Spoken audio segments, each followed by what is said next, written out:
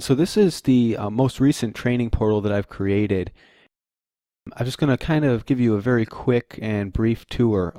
So right here is just a button that includes instructions to get started. I use screencasts a lot to give instructions for how the course is navigated. And then here's the main navigation menu. So this pops up into the full screen, and then as they're clicking into this, it will take them directly to the place in the course that they want to go to. So one of the first things that you'll notice is that I don't create courses in the traditional slide style format. I like to have more of an open course where content is provided how we normally consume content when we're trying to learn something on our own, which is we go to a website that has the information available and we look that information up. So you'll see that I have a vertical navigation, so everything is vertically aligned in my course. There's no flipping through slides or anything like that. There are some animations here that trigger on hover effects. This is just some text that can change into audio. Stories in the fairy books have generally been. And then here's a source. So this is just kind of a typical screen, but I could put a video in here that's selectable. I can put photos, anything that you need really, PDF documents.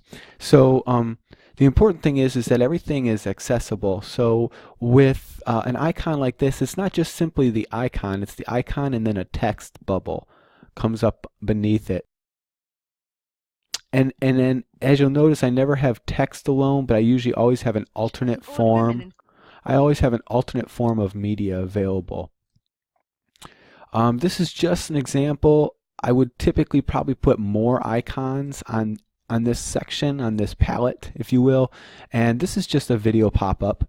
This is one that I made in PowerPoint. So other than using screencasts, I like to use PowerPoints to export videos. And here I've done some cool animation with a timeline.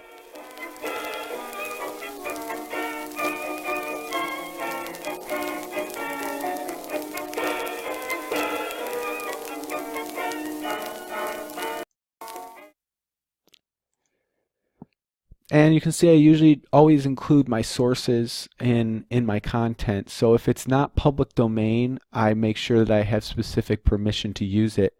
Ideally, you probably already have some graphics or content that you've already received permission to use, but that is a very important part of my course creation process.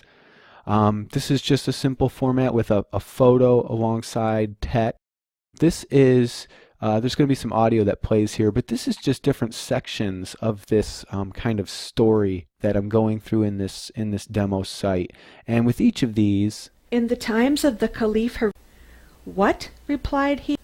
So saying, as Sinbad was and obviously this is not the content that we're going to have on your training site, but this just serves as an example of kind of my style. I like to have things broke up into sections. I don't like to have just a large blob of text on the screen at any one point, or just an endless stream of audio. I like to break it up and kind of give the learners an opportunity to click through content at their own pace. And then here's just a simple quiz that I've created. It's 4 questions. You submit the answer. You see if you got it right or wrong by a pop-up. You can restart the quiz at any time.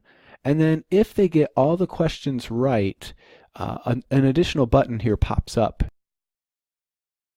Now, right now the button says download certificate, but this button could really do anything programmatically that you'd like it to. It can direct them to another website, the next course. It can have them download something. It can even bring up a pop-up with a certificate or a video, however you'd like that button to react. And then this is just a simple footer that I've created. But typically, I mean, I made this super generic. Typically, you'd have files available for download down here.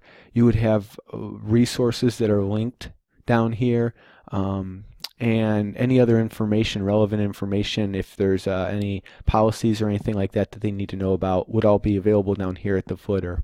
The last thing I want to show you is how the site performs on a mobile device. So to do that, I'm going to use the development tools, and we can pick a random device. So one of the hardest devices I think that are currently still out there to build a website for is the iPhone 5. I know, I still have one, and I just want to show you what the website looks like on an iPhone 5. So you can see the text gets smaller, but everything's still visible.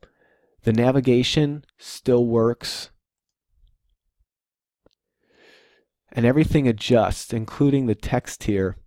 So when the text goes outside of the screen, there becomes a scroll option here. And this is one of the smallest mobile screens that you would have. The text gets small, but it's not unreadable. The animations still work, and a lot of things stack. Typically, you might have something that looks a little bit bigger, like if we look at the iPhone 6, 7, or 8. It is adaptable to a horizontal flip, so an iPhone flipped horizontally, the video looks like this again. But again, all the animations still work. Everything is available. Everything's available to your users on a mobile device. So I hope that sample has been useful for you, and please do contact me if you're interested in designing a training portal or a e-learning course in this fashion.